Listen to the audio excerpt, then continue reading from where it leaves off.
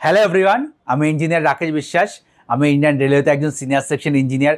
Indian railway 2025 সালে তার second examination RRB technician সেটা অলরেডি কিন্তু নোটিফিকেশান পাবলিশ করে দিয়েছে এবং 28 তারিখে ডিটেলস নোটিফিকেশান আমরা পেয়ে গেছি। তো আজকের এই ভিডিওতে আমি ডিসকাস করব আরআরবি টেকনিশিয়ান এই এক্সামটা কি, এই এক্সামটা দেওয়ার জন্য কারা কারা এলিজিবল, 2025 সালে কতগুলো ভ্যাকেন্সি বেরিয়েছে, কোন জোনে কীরকম ভ্যাকেন্সি বেরিয়েছে, কোন জোন থেকে তুমি অ্যাপ্লাই করলে তোমার ক্ষেত্রে সেফ জোন হতে পারে, কতদিন তুমি এক্সামের আগে সময় পাবে, এক্সামের জন্য কীরকম মেডিকেল ফিটনেস দরকার, তোমার কী কী তোমার এডুকেশনাল কোয়ালিফিকেশান দরকার, ইন ডিটেলস আমি সব কিছু এই ভিডিওতে আমি ডিসকাস করবো। ঠিক আছে? তো যারা আরআরবি যে টেকনিশিয়ান এক্সামটা 2025 সালে দেবে, যারা প্রথমবার প্রিপারেশন করছো অথবা যারা 2024 সালে এক্সামিনেশন দিয়েছিলে কিন্তু সিলেকশন হয়নি, 2025 তারা আবার এক্সামিনেশন দেবে, তাদের সবার জন্য এই ভিডিওটা খুবই একটি ইম্পর্টেন্ট ভিডিও। এই ভিডিওটা দেখার পরে তোমাদের আরআরবি টেকনিশিয়ান সম্বন্ধে কোনো ডাউট আশা করছি আর থাকবে না। তাহলে চলো ভিডিওটা বেশি লেট না করে শুরু করা যাক। প্রথমে দেখো, যারা নতুন, যারা আরআরবি টেকনিশিয়ান সম্বন্ধে খুব কম আইডিয়া আছে, জানতে চাও আরআরবি টেকনিশিয়ান অ্যাকচুয়ালি জিনিসটা কী বা রেলওয়েতে টেকনিশিয়ান পোস্টটা কীরকম হয়। দেখো, ইন্ডিয়ান রেলওয়ে মেন কি, আমাদের ইন্ডিয়ান রেলওয়েকে ভারতের বলতে পারো বৃহত্তম ট্রান্সপোর্টেশন সিস্টেম ইন্ডিয়ান রেলওয়ে। ঠিক আছে? তো এই ট্রান্সপোর্টেশন সিস্টেমটা চালানোর জন্য ইন্ডিয়ান রেলওয়েতে হিউজ একটি টেকনিক্যাল টিম কাজ করে। মানে তোমরা ধরতে পারো ইন্ডিয়ান রেলওয়েতে আমাদের যত এমপ্লয়ি আছে তার 2/3 এমপ্লয়ি কিন্তু টেকনিক্যাল এমপ্লয়ি। ঠিক আছে?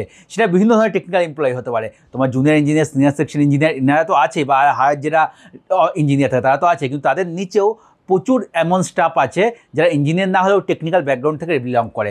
তাদের মধ্যে একটা মোস্ট ভ্যালুয়েবল পোস্ট বলতে পারো আরআরবি টেকনিশিয়ান, যারা ডাইরেক্ট জেই বা এসএসসির আন্ডারে কাজ করে এবং তারা বাই হ্যান্ড প্রত্যেকটা জিনিস সেটা পারফর্ম করে। ঠিক আছে? যেসব টেকনিক্যাল ছোটোখাটো জিনিস যেখানে টেকনিক্যাল নলেজের দরকার, ঠিক আছে, বিভিন্ন ছোটোখাটো জিনিস হতে পারে, সেটা পয়েন্ট ক্রসিংয়ের মেনটেন্যান্স থেকে শুরু করে হতে পারে তোমার ওয়াগনের মেনটেন্যান্স বা অন্য যে কোনো মেনটেন্যান্স টাইপের রিপেয়ারিংয়ের কাজ, সব কিন্তু টেকনিশিয়ানরা করে থাকে। ঠিক আছে? তো ওটা একটা খুবই বলতে পারো ভাইটাল রোল ইন্ডিয়ান রেলওয়েতে, এবং একেবারে গ্রাউন্ড লেভেলে কাজ করা যারা যে ওয়ার্কাররা থাকে তাদেরকে আরআরবি টেকনিশিয়ানের মাধ্যমে রিক্রুট করা হয় আরআরবি টেকনিশিয়ান এক্সামের মাধ্যমে। ঠিক আছে? তো এটা একটা খুবই একটা ভাইটাল রোল, এবং যারা টেকনিক্যাল কাজকর্ম করতে পছন্দ করে তাদের জন্য এই জব প্রোফাইলটা খুব একটা ভালো জব প্রোফাইল হতে চলেছে। ঠিক আছে? তো এইবার চলো এক্সাম সম্বন্ধে যাওয়া যাক। তার জন্য আমি নোটিফিকেশান খুলছি। ঠিক আছে? আমার নোটিফিকেশানে কিছু কিছু আমি আগে থেকে শর্ট লিস্ট করে রেখে দিয়েছি এবং সেটা আমি এক এক করে তোমার সঙ্গে ডিসক্রাইব করবো। ঠিক আছে? আমি একবার স্ক্রিনটা চেক করি ফোকাসটা ঠিকঠাক আছে নাকি। ঠিক আছে? তো হ্যাঁ, আমার ফোকাস ঠিকঠাকই আছে। তো দেখো, যে আরআরবি যে নোটিফিকেশান যেটা এসেছিলো, আমাদের শর্ট নোটিফিকেশান এসেছিলো আমাদের 21/6 তারিখে। ঠিক আছে? 21/6 আমাদের কী এসেছিলো? শর্ট নোটিফিকেশান এসেছিলো। শর্ট নোটিফিকেশান এসেছিলো 21/6 তারিখে, 21/6, এবং ডিটেল নোটিফিকেশান যেটা এসেছে সেটা 28 তারিখে, যেটা আমি এখন তোমাদের সঙ্গে ডিসকাস করব। ঠিক আছে? 28 তারিখে। এবার closing date of online application 28/7/2025, তার মানে তোমরা প্রায় 1 মাস সময় পাচ্ছ অ্যাপ্লিকেশন ফর্ম ফিল আপ করার জন্য। ঠিক আছে? তো ভালো করে সময় ভেবে চিন্তে ধীরে সুস্থে ফর্ম ফিল আপ করবে, তাড়াহুড়োর কিছুই নেই। ঠিক আছে? 28 তারিখের মধ্যে তোমাদের এখানে ফর্ম ফিল আপ করতে হবে। তবে লাস্ট ডেট অফ যেটা অ্যাপ্লিকেশান আছে, মানে পেমেন্টের আছে 30 তারিখ, বাকি ডিটেলস সব দেওয়া আছে এখানে। মেন তোমার ওটাই ছিল কতদিন অবধি ফর্ম ফিল আপ করতে পারবে। এক এক করে নোটিফিকেশান দেখে দিলে তোমাদের সব ক্লিয়ার হয়ে যাবে। এবার দেখো কতগুলো ভ্যাকেন্সি আছে এবং কী তোমার কতগুলো সিট আছে এবং কোন কোন পোস্টে আছে। ঠিক আছে? তো আরআরবি টেকনিশিয়ানের দুটো পোস্ট মেনলি বের করে। ঠিক আছে? একটা গ্রেড 1, যেটা অনলি সিগন্যালে নেওয়া হয়, সিগন্যাল অ্যান্ড টেলিকমিউনিকেশন ডিপার্টমেন্ট বলতে এসএনটি ডিপার্টমেন্ট, সেখানে অনলি নেওয়া হয়। এটা গ্রেড 1 যেটা আছে এটা লেভেল 5-এর পোস্ট। ঠিক আছে? লেভেল 5-এর পোস্ট। তো বলতে পারো যত মোটামুটি যেই বা যেটা এসএসসি লেভেল বা স্টেশন মাস্টার লেভেল 6-এর যে সুপারভাইজার পোস্ট হয় তাদের নিচেই ডাইরেক্ট, মানে তাদের জাস্ট লোয়ার যে পোস্টটা সেটা হলো লেভেল 5-এর পোস্ট। সেখানে বলতে বলো তোমরা যত মানে সুপারভাইজার নিচে যারা থাকে, যেটা ওয়ার্কার শ্রেণী থাকে, ওয়ার্কার শ্রেণীর লোক যারা রেলওয়েতে কাজ করে বলতে পারো, তাদের মধ্যে সবথেকে উপরের লেভেল হচ্ছে লেভেল 5। ঠিক আছে? মানে হাইলি এক্সপিরিয়েন্স লোক, সেখানে তোমাকে ডাইরেক্ট রিক্রুটমেন্ট করা হচ্ছে। ঠিক আছে? তো এটা অবশ্যই রেসপন্সিবল পোস্ট হবে, কারণ তোমার উপর ডাইরেক্ট রেসপন্সিবিলিটি দিয়ে দেওয়া হবে, সেভাবে তোমার স্যালারিও বেশি থাকবে। তোমাকে জেই বা এসএসসি ডাইরেক্ট ইনস্ট্রাকশন দিয়ে দেবে কোনো একটা ছোটোখাটো কাজ করার জন্য। জেই বা এসএসসির একটু বড় লেভেলের কাজকে সুপারভাইজ করে, তার আন্ডারে ছোটোখাটো যত কাজ আছে ধরো কিছু সুপারভাইজ করতে হবে টেকনিক্যাল কাজ, সেখানে তোমাকে ডাইরেক্ট ইনস্ট্রাকশন দিয়ে দিতে পারে, তুমি কাজটা সম্পূর্ণ সুপারভাইজ করবে বা দেখবে, তারপরে তোমার জেই বা এসএসসি সে কাজটাকে চেক করে নেবে। ঠিক আছে? তো ওটা একটা ভাইটাল পোস্ট, লেভেল 5-এ ডাইরেক্ট রিক্রুটমেন্ট করছে, কিন্তু এই পোস্টটা কম ভ্যাকেন্সি থাকে। দেখো এবারও যে আছে টোটাল 183টা ভ্যাকেন্সি আছে। হ্যাঁ, এটার জন্য তোমাদের এজ লিমিট আছে দেখো 18 থেকে 33। ঠিক আছে? মেডিকেল স্ট্যান্ডার্ড দেওয়া আছে B1, মেডিকেল স্ট্যান্ডার্ড আমি পরে দেখাবো। ঠিক আছে? এবং বাকি যেটা লেভেল 2-এ ম্যাক্সিমাম যত টেকনিশিয়ানের সেটা রিক্রুট করা হয়। ঠিক আছে? গ্রেড 3 সেটা আমাদের লেভেল 2 19,900 আমাদের এখানে বেসিক পে হয়। তার যেটা মানে ভ্যাকেন্সি এবছর বের করে 6,055টা, তো টোটাল হয়ে গেল 6238টা ভ্যাকেন্সি। অনেকের ভ্যাকেন্সিটা কম মনে হতে পারে, আমি বলবো কম ভ্যাকেন্সি নয়, এই কারণে কম নয় 2024 অলরেডি কিন্তু একটা হিউজ রিক্রুটমেন্ট হয়ে গেছে এবং তারপরে 2025 আসছে। তোমরা যোগ করে দেবে 2024 2025 ভ্যাকেন্সি, এর আগে যেটা বেরিয়েছিল, ঠিক আছে, তার থেকে হয়তো একটু বেশি হয়ে যাবে, কম হবে না, ঠিক আছে। এবং রেলওয়ে এটা বলেছে প্রত্যেক বছর এক্সাম নেবে, তো সেই হিসাবে কথা কিন্তু রেখেছে। 2024 এক্সাম মোটামুটি সব বের করেছিল, এক্সাম প্রসিডিওর চলছে, তার সাথে 2025 কিন্তু দুটো এক্সাম অলরেডি বেরিয়ে গেছে এবং যারা আরআরবি যেই দেবে কিছুদিন পরে হয়তো আরআরবি যেই এক্সামের নোটিফিকেশানও তোমাদের চলে আসবে, ঠিক আছে। তো প্রত্যেক বছর যদি এক্সাম হয় এবং প্রত্যেক বছর যদি 5-6 হাজার ভ্যাকেন্সি বের হয়, এটা কিন্তু ভালো, যথেষ্ট খারাপ নয়, কারণ প্রত্যেক বছর ছেলেমেয়েরা এক্সাম মানে রিক্রুট হতে থাকবে, ঠিক আছে। কোনো ছেলে বহুদিন বসে থাকবে এবং ছেলেমেয়েরা রেলওয়ের এক্সামের প্রিপারেশনের জন্য তারা আরও বেশি এনার্জি দেখাবে, ঠিক আছে। 4-5 বছর পরে এক্সাম হলে কী হয়, ছেলেমেয়েদের এনার্জি চলে যায়। একবার এক্সাম প্রিপারেশন করলো, এক্সাম হলো না, নেক্সট এক্সাম কবে হবে জানে না, সেক্ষেত্রে তার প্রিপারেশন ছেড়ে দেয় বা অন্য এক্সামের দিকে ডাইভার্ট হয়ে যায়। প্রত্যেক বছর কোনো একটা এক্সাম হলে ছেলেমেয়েরা সেই এক্সামের পিছনে লেগে থাকে, কারণ ভালো করে যে প্রিপারেশন করবে 1 বছর না হলে সেকেন্ড ইয়ার তার হয়েই যাবে, ঠিক আছে। তো এটা সুবিধা। তো ভ্যাকেন্সি 6000 আমার মতে ঠিকই আছে, ঠিক আছে। তো এটাই ভ্যাকেন্সি বলার ছিল এখানে, ঠিক আছে। তো এরপরে দেখো মেডিকেল স্ট্যান্ডার্ড কী কী আছে এখানে। তোমাদের মেডিকেল স্ট্যান্ডার্ড প্রত্যেক এক্সামে সেম থাকে। কী কী ক্যাটাগরি আছে, A3, B1, B2, C1, এই কটা ক্যাটাগরি আছে। মেডিকেল স্ট্যান্ডার্ড আমাদের পরে আছে, তো এখন দেখেই নাও, আবার পরে আবার সাথে থেকে ভালো দেখো।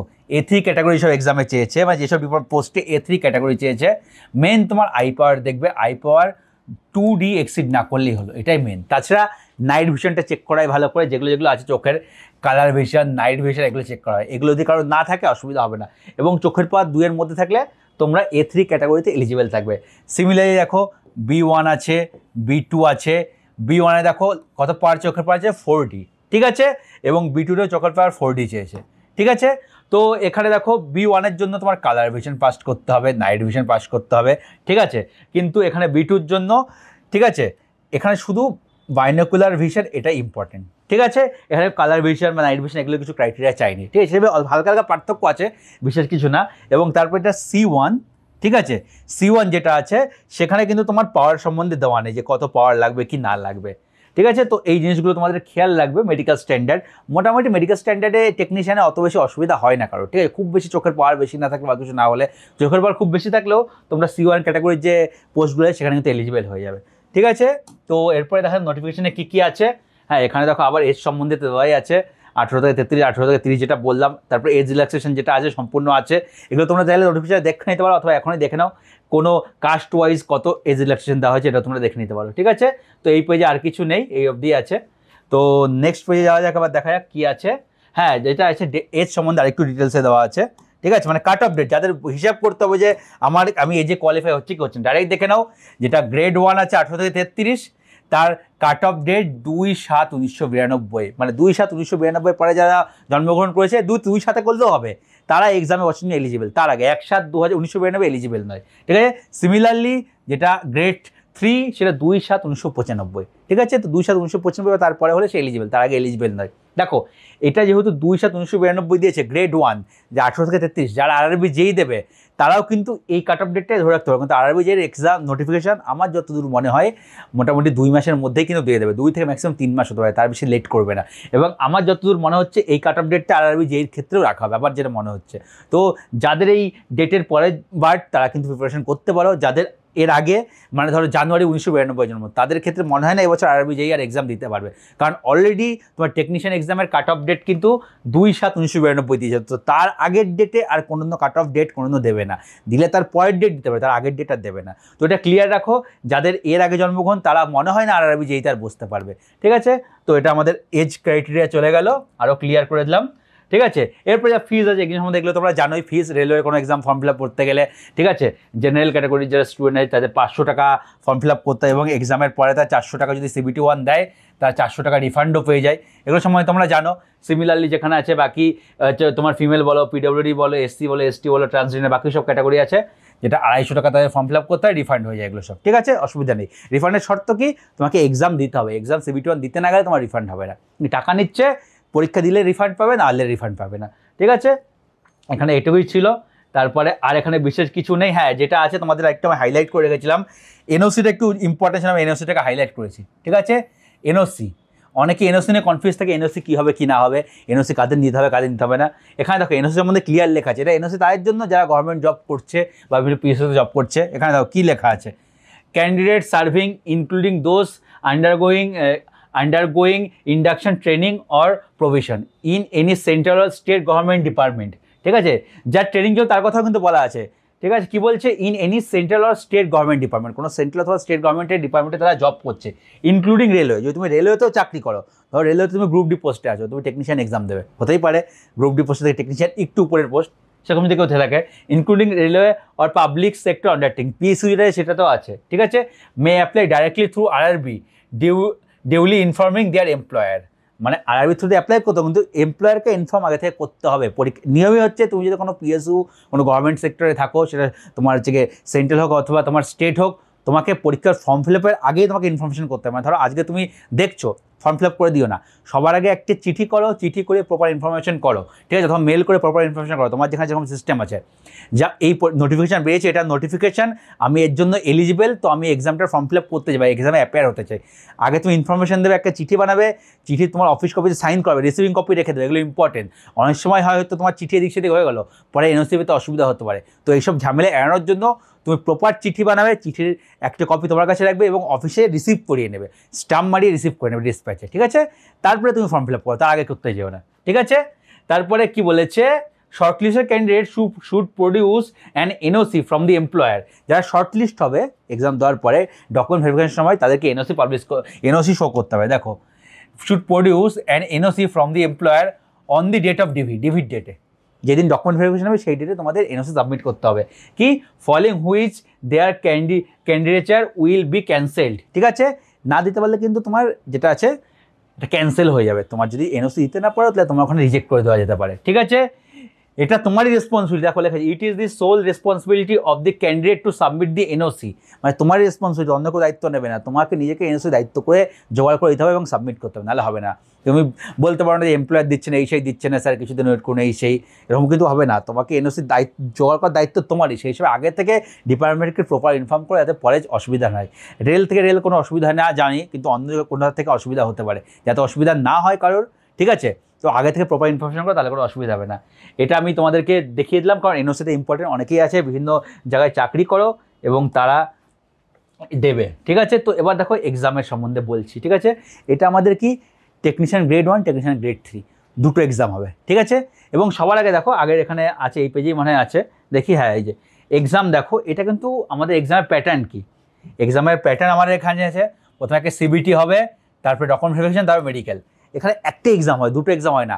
বাকি আরআরবিতে দেখবে অনেক সময় দুটো এক্সাম করে হয়, যেমন আরআরবি এনটিপিসি, আরআরবি জেই, এগুলো দুটো করে এক্সাম হচ্ছে, ঠিক আছে। কিন্তু এই একমাত্র টেকনিশিয়ান যে এক্সামটা হলো একটা সিঙ্গেল এক্সাম, ডবল এক্সাম নেই, একটা রিটেন এক্সাম, এমসিকিউ বেশ রিটেন এক্সাম দাও, ভালো এক্সাম দাও, চাকরি নিয়ে বেরিয়ে যাও, ঠিক আছে। তো আমার মনে হয় এটা আরও বেশি ইজি, বেশি টেনশন থাকে না, একবার পরীক্ষা দাও, চাকরি নিয়ে বেরিয়ে যাও। এবার দেখো কি আছে, 100 নম্বর জাস্ট একটু পরীক্ষা, আর কিছুই না। তো টেকনিক্যাল গ্রেড 1 যেটা আছে, টেকনিক্যাল গ্রেড 1, ঠিক আছে, এর কোয়ালিফিকেশন কী লাগবে আমি পরে আসছি, আগে গ্রেড 1 সম্বন্ধে দেখে নাও। পরীক্ষায় কী হবে, পরীক্ষা আছে তোমার 100 নম্বরের মধ্যে জেনারেল অ্যাওয়ারনেস, 10 নম্বর জেনারেল অ্যাওয়ারনেস কী কী থাকে, সিলেবাস উপরে যে দেওয়া আছে, তোমরা চাইলে পেজ চেক করে দেখে নিতে পারো, ঠিক আছে। পেজ নম্বরটা কত আছে আমি তোমাকে বলে দিচ্ছি, নোটিফিকেশনের 17 নম্বর পেজ, তোমরা চাইলে চেক করে দেখে নেবে, ঠিক আছে। জেনারেল অ্যাওয়ারনেস 10 নম্বর, যার মধ্যে কী থাকে, history, geography, polity, economics, current affairs, art and culture, সব কিছু মিলে থাকে, 10 নম্বর, ঠিক আছে। তারপরে এটা আছে জেনারেল ইন্টেলিজেন্স অ্যান্ড রিজনিং, যেটাকে আমরা এক কথায় রিজনিং বলে থাকি, 15 নম্বর, ঠিক আছে। Basic of computer and application, যেটা computer knowledge, basic computer knowledge, এটা 20 নম্বর, ঠিক আছে। ম্যাথ 20 নম্বর, ঠিক আছে, 20 আর 15, এটা হচ্ছে ম্যাথ রিজনিং মিলে 35, কম্পিউটার 20 এবং বেসিক সায়েন্স অ্যান্ড ইঞ্জিনিয়ারিং এটা 35, basic science engineering 35, total 100। Basic science and ইঞ্জিনিয়ারিংয়ের সিলেবাস এখানে দেওয়া আছে, ফিজিক্সেরও একটা পার্ট আছে, দেখে নেবে, এখানে সব দেওয়া আছে, তোমার নোটিফিকেশন খুলে ইন ডিটেলসে দেখতে পারবে সিলেবাসে কী কী আছে। এটা হলো যে টেকনিক্যাল গ্রেড 1, ঠিক আছে। টেকনিক্যাল গ্রেড 1 তোমার একটু যে সিলেবাসটা যে একটু ভার্সেটাইল সিলেবাস আছে, সব কিছু মিলে বেশি নেওয়া হচ্ছে, ঠিক আছে। কারণ বাকি যত রেলের এক্সাম হয় ম্যাথ আর রিজনিংয়ে প্রপার ফোকাস রাখা হয়, কিন্তু যেহেতু এটা একটি এক্সাম, তো ম্যাথ আর রিজনিংয়ে ফোকাস রাখে, সঙ্গে তোমার 35 নম্বর বেসিক সায়েন্স আর ইঞ্জিনিয়ারিংকেও দিয়েছে, কম্পিউটারকেও 20 নম্বর দিয়েছে, জেনারেল অ্যাওয়ারনেসকে 10 নম্বর, সব কিছুতে মোটামুটি ইভেনলি ডিস্ট্রিবিউট করা আছে। বাকি এক্সামের ক্ষেত্রে এরকম দেখবে না, বাকি এক্সামের ক্ষেত্রে ম্যাথ আর রিজনিং এই সিবিটি 1 হিউজ একটা নম্বর থাকে, ঠিক আছে। যেমন যদি টেকনিক্যাল গ্রেড 3 তোমাদের দেখাচ্ছি, পরের পেজ আমার আছে, এটা হচ্ছে টেকনিক্যাল গ্রেড 3, দেখো যদি টেকনিক্যাল গ্রেড 3 তুমি দেখো এক্সাম প্যাটার্ন, ঠিক আছে, ম্যাথামেটিক্স 25, রিজনিং 25, 50 নম্বর, যেটা বলছিলাম ম্যাথ আর রিজনিং খুব ইম্পর্টেন্ট। এবং তার সঙ্গে জেনারেল সায়েন্স 40, এটা হয়ে গেল টোটাল আমাদের 90 নম্বর। এই তিনটে মিলে 90 নম্বর। জেনারেল সায়েন্সের মধ্যে কী থাকবে?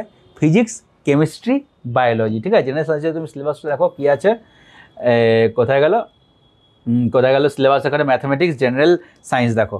জেনারেল সায়েন্সে কী বলেছে? Physics, chemistry, life science 10th standard level, ঠিক আছে। ফিজিক্স, কেমিস্ট্রি, বায়োলজি তিনটেই মাধ্যমিক লেভেলে তোমাকে ভালো করে ইন্টারেস্ট করতে হবে, কারণ 40 নম্বর যথেষ্ট হয়। এখানে ফিজিক্স, কেমিস্ট্রি আর বায়োলজির মধ্যে কিন্তু তোমার বাইফরমেশন করা নেই, এমন না যে 130 আসবে, কোনো ঠিক নেই। হতে পারে বায়োলজি 20টা কোশ্চেন চলে আসলো, ফিজিক্স 10টা, কেমিস্ট্রি 10টা, ফিজিক্সের 20টা চলে আসলো, বাকি ধরো 10টা হতে পারে, না হওয়ার কিছু নেই, কারণ এর মধ্যে বাইফরমেশন করা নেই, ঠিক আছে। কিন্তু টোটাল 40 নম্বর। সায়েন্সও একটা হিউজ রোল প্লে করে টেকনিশিয়ানের ক্ষেত্রে, ঠিক আছে। তো এই সিলেবাস দেখে নিশ্চয়ই বুঝতে পারছি, একটা জিনিস ক্লিয়ার আছে, বলে দিচ্ছি।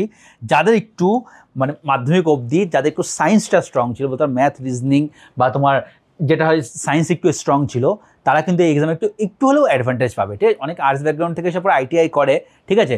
কিন্তু যারা সায়েন্স ব্যাকগ্রাউন্ড থেকে বিলং করে বা যাদের এই সাবজেক্টগুলো একটু স্ট্রং ছিল ছোটোবেলায়, তারা একটু হলেও অ্যাডভান্টেজ পাবে প্রিপারেশনের সময়, ঠিক আছে। বাকি এমন না যারা সায়েন্স ব্যাকগ্রাউন্ড থেকে ছিল বা সায়েন্স স্ট্রং নয় যাদের সায়েন্স গ্রুপটা, তারা পারবে না। সবই পসিবল, হার্ডওয়ার্ক করতে হবে। ছোটোবেলায় পড়তে ভালো লাগতো না, একটু কষ্ট করে পড়তে হবে, তোমরাও পারবে। মেন দেখো 100 মধ্যে 90 নম্বর এটা, এবং এই পার্টে তোমার সিলেকশন করাবে, ঠিক আছে। ম্যাথ আর রিজনিং 25 50 ভালো করে পড়লে এটা ইজিলি 45 স্কোর করা যায়। এখানে ইজিলি তুমি 32 থেকে 33 স্কোর করতে পারবে একটু ভালো করে পড়লে, এটাই তোমার সিলেকশন দিয়ে দেবে, ঠিক আছে। বাকি জেনারেল অ্যাওয়ারনেস 10 নম্বরে তোমাকে হিউজ পড়তে হয়, এটার একটু লাস্টের দিকে পড়ার চেষ্টা করো। এটাকে প্রথমে বেশি ফোকাস দিও না, কারণ এটা অনেকগুলো সাবজেক্ট পড়তে হবে, 10-এর জন্য অত বেশি দিয়ে সময় লাভ নেই। তুমি ভাবো না হিস্ট্রি, জিওগ্রাফি, পলিটি, ইকোনমিক্স, তারপর কারেন্ট অ্যাফেয়ার্স, এত কিছু পড়বে, ঠিক আছে। আর্ট অ্যান্ড কালচার, এত কিছু পড়ার পরে তোমার পায় মাত্র 10 নম্বর। সেখানে ফিজিক্স, কেমিস্ট্রি, বায়োলজি তিনটে পড়েই তুমি 40 নম্বর পেয়ে যাবে। তো এটা ভালো করে পড়া অনেক বেশি বেটার 40 নম্বরের জন্য, না কি হিস্ট্রি, জিওগ্রাফি, পলিটি, ইকোনমিক্স পড়া। ওটা একবারে লাস্টে পড়া, আগে এই 90 নম্বর পারফেক্ট করে নাও, তারপর 10 নম্বরের জন্য ভাবে। প্রথমেই সব পড়তে গিয়ে মাথা খারাপ করে দিও না, ঠিক আছে। এটাই বলার ছিল। তো এগুলো সব মেন জিনিস, ঠিক আছে। এবার দেখো ফর্ম ফিল আপের সময় একটা নতুন জিনিস আছে। ফর্ম ফিল আপ সম্বন্ধে একটা ডিটেলস ভিডিও আমি পরে বানাবো, সব এক ভিডিওতে বলতে গেলে অনেক বড় হয়ে যাবে। ফর্ম ফিল আপের বিষয়ে একটা নতুন কী করেছে দেখো, এবার হচ্ছে গিয়ে অ্যাপ্লিকেশনের সময় তোমাদের লাইভ ফটো ক্যাপচার করা হবে, ঠিক আছে। Live photo capturing of the candidate during application. এর আগে আমরা ফটো আপলোড করতাম, কিন্তু এবার দেখছি লাইভ তোমার ফটো ক্যাপচার হবে, ঠিক আছে।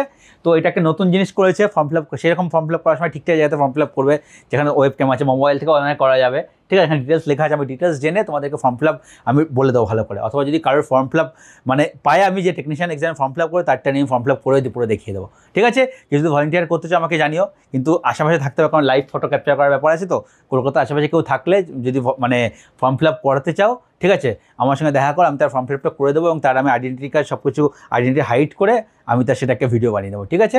তো কেউ যদি থাকো ইন্টারেস্টেড, আমাকে তারা মেসেজ করো টেলিগ্রামে। তো এটা নতুন জিনিস তোমাদেরকে বললাম। এবার দেখো, এবার এখানে তুমি কোন কোন পোস্টের জন্য এলিজিবল। প্রথমে দেখো টেকনিশিয়াল গ্রেড 1 সিগন্যাল, যেটা আমার লেভেল 5-এর post.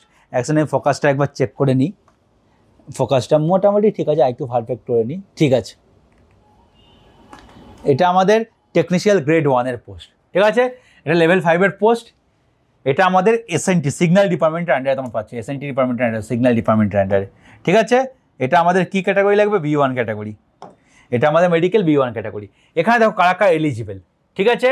Bachelor of science in physics, electronics, computer science, information technology, instrumentational আর BSc, এর কোনো একটা কম্বিনেশনে থাকলেই হবে, ঠিক আছে।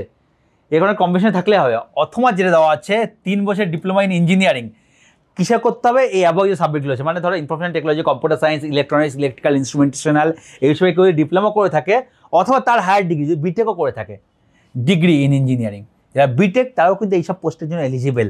তো এই পোস্টের জন্য কিন্তু ডিপ্লোমা, বিটেক বা যারা তোমার ব্যাচেলার অফ সায়েন্স করেছে এসব বিষয়ে, তারা সবাই এলিজিবল এই টেকনিশিয়ান গ্রেড 1 পোস্টের জন্য, ঠিক আছে।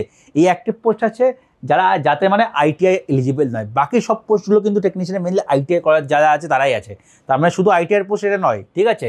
তোমার যে নর্মাল মানে উচ্চ মাধ্যমিকে সায়েন্স থাকে, তবে তুমি একটা পোস্টিং এলিজিবল, সেটা একটু পরে আসছি। বাকি সব পোস্টিংয়ের ক্ষেত্রে দেখো কি হচ্ছে, যেমন এটা কি আছে, টেকনিশিয়ান গ্রেড 3 ট্র্যাক মেশিন, এটা আমাদের ইঞ্জিনিয়ারিং ডিপার্টমেন্টের আন্ডারে আসে, ঠিক আছে। তো এখানে কি দেখো, তোমার কি লাগবে? মাধ্যমিক প্লাস কী লাগবে, আইটিআই লাগবে। কিসে কিসে আইটিআই তুমি হলে তুমি এলিজিবল হবে, fitter, electrician, electric machine, instrument machine, এরকম তোমার কিসে কিসে আইটিআই পুরো ডিটেলসে প্রত্যেকটা পোস্টের পিছনে দেওয়া আছে। 27 থেকে শুরু হয়েছে, পরপর তোমরা নিজেদের দেখে নেবে কিসে কিসে এলিজিবল, ঠিক আছে? বা যখন ফর্ম ফিল আপ করে তোমরা জানতে পেরে যাবে তোমরা কিসে কিসে এলিজিবল, দেখে নেবে। অর দিয়ে কী দেওয়া আছে, অর দেখে যেখানে যারা এখানে কী বলে অ্যাপ্রেন্টিসশিপ করে তারাও কিন্তু এর জন্য এলিজিবল। দেখো, or matriculation SSLC plus course completed act apprenticeship in the trade mentioned above, ঠিক আছে? তো এরা সবাই কিন্তু এলিজিবল। প্রত্যেকটা ট্রেডের ক্ষেত্রে একটু পার্থক্য আছে, যেমন এইটা ট্র্যাক মেশিনের ক্ষেত্রে এরা এলিজিবল, তখন বাকি পোস্টের জন্য দেখো, ঠিক আছে? এটা কি আছে, এটাও আছে ব্ল্যাকস্মিথ, ব্ল্যাকস্মিথে কারা কারা এলিজিবল দেখে নাও ব্ল্যাকস্মিথে, ঠিক আছে? আইটিআই কিসে কিসে লাগবে, ট্রেডার, ঠিক আছে, প্যাটার্ন মেকার, মোল্ডার, কি ফাউন্ডারম্যান, ঠিক আছে? এইসব প্রশ্ন আইটিআই অনেক কিছু, আইটিআই সম্বন্ধে অ্যাকচুয়ালি কী কী পোস্টে আমার অত বেশি আইডিয়া নেই, সত্যি কথা বলছি, আমি নামগুলো জানি না হয়তো। তা তোমরা যারা আইটিআই করেছো তারা জানবে, তারা দেখে নেবে কিসে কিসে তোমরা এলিজিবল আছে, একটু খুঁজবে দেখে নেবে। বাকি আমি নর্মাল তোমাকে বলে দিচ্ছি, ঠিক আছে? তো এগুলো সব নর্মালি আছে। তোমাদেরকে যারা সায়েন্স তারা কিসে এলিজিবল আমি তোকে বলে দিচ্ছি, ইলেকট্রিক্যাল এসএনটি টেকনিশিয়ান গ্রেড 3 তোমরা এলিজিবল।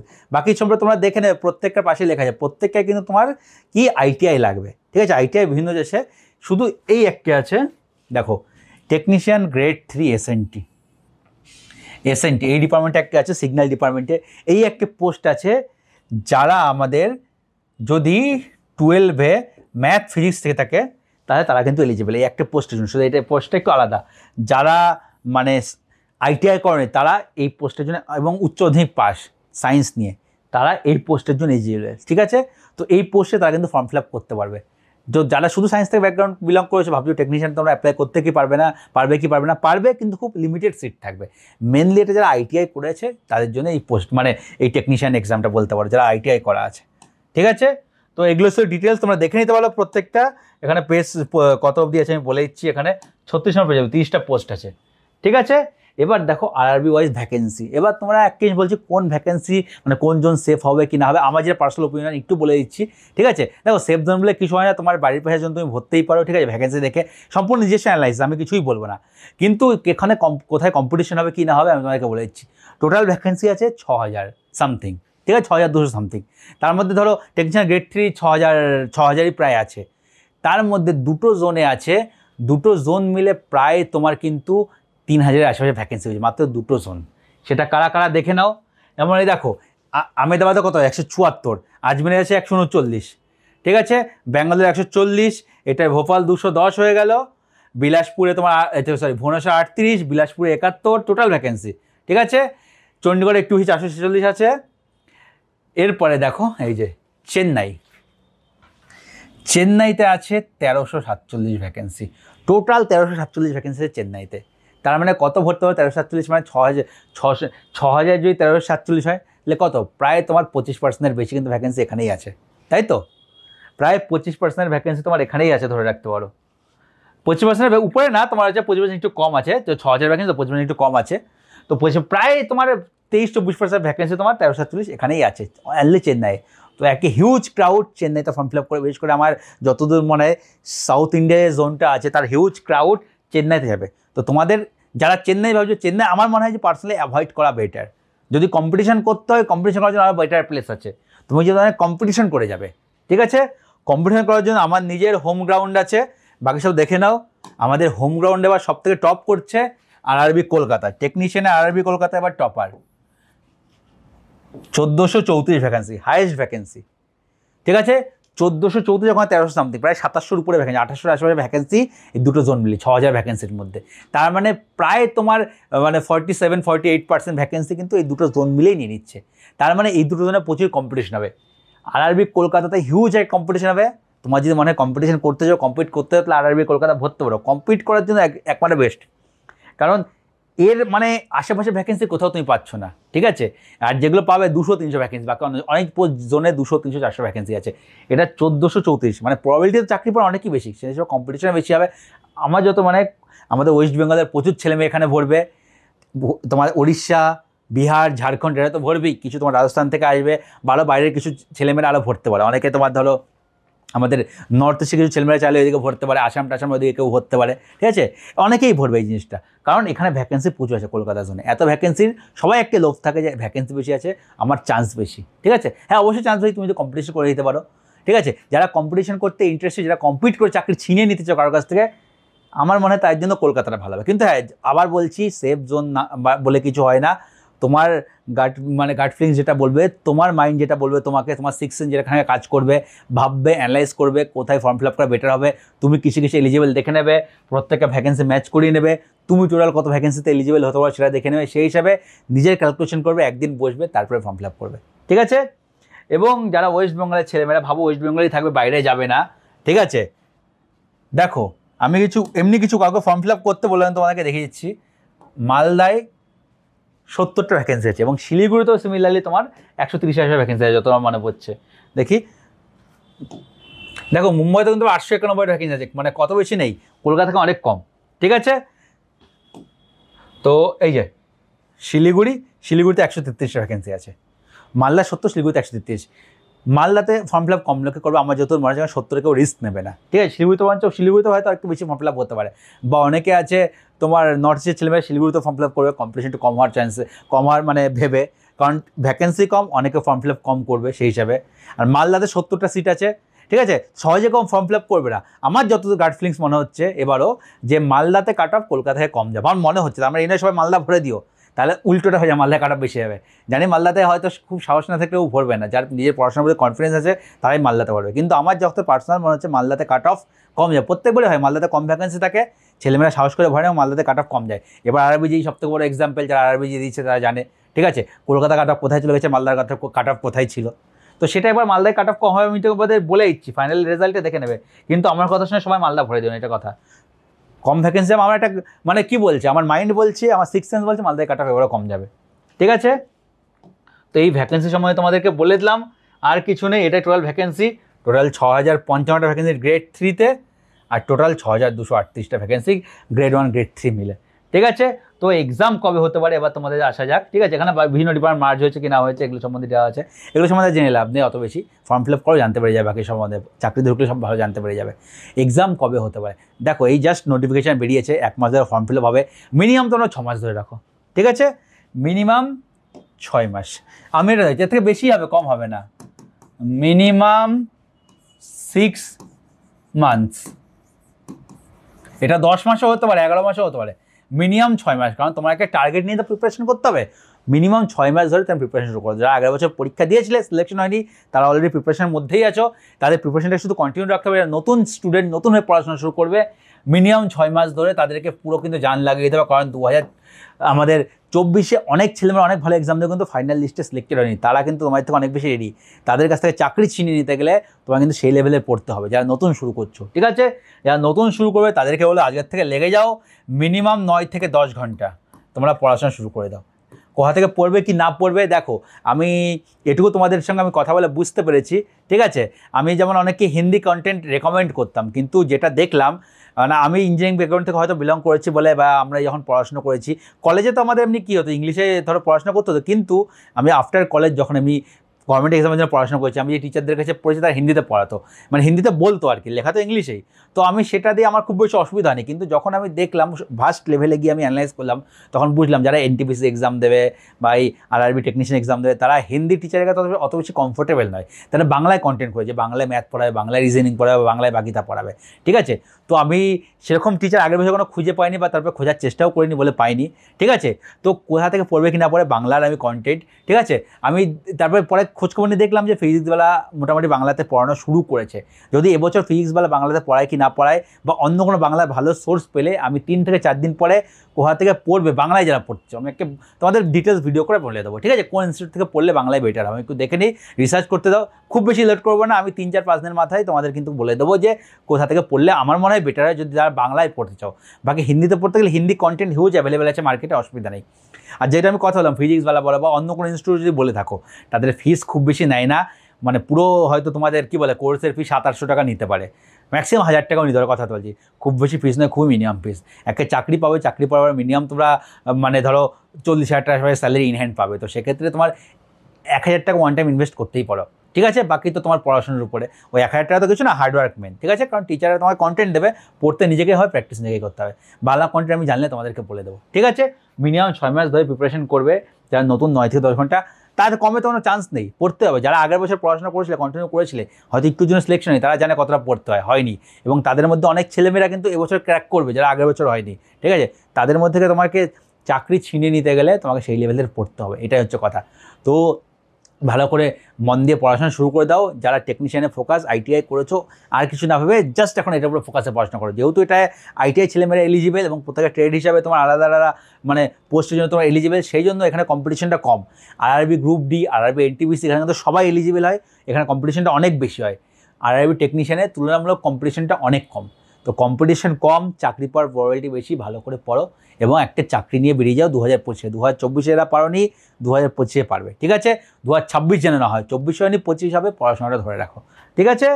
তো আশা করছি এক্সাম সম্বন্ধে ক্লিয়ার হয়েছে। এই এক্সাম সম্বন্ধে আর কি জানতে চাও, আমি এক্সামের ফর্ম ফিল আপ সম্বন্ধে আর কোথা থেকে পড়বে এটা সম্বন্ধে আমি ডিটেলসে ভিডিও আমি পরে আলাদা করে বানিয়ে দেবো।